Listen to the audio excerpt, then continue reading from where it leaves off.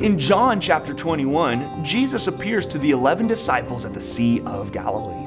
Now the disciples had just watched their rabbi, their teacher, their friend, get crucified. They were shaken up and greatly disturbed by this event. In fact, it had rocked their world. They didn't quite know what to do now that Jesus was gone. But you see, Jesus had tried revealing himself to them in 2 other instances.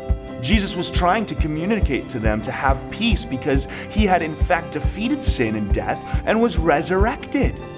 You see, he meets the disciples where he first met them on Galilee and performed a miracle that was very similar to when he had first called them to follow him. This encourages the disciples even to the depth that Peter would jump out of the boat and swim to Jesus on the shore.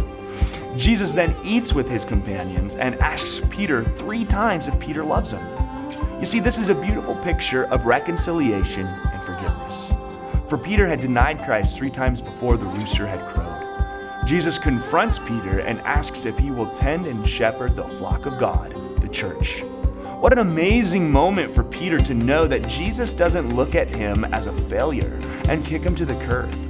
We can learn a lot from this scripture, guys.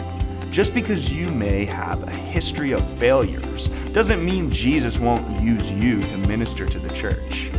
Don't let your failures or your past limit how much you love Jesus today, because Jesus always forgives those whose hearts really do love him. And that's the truth for you.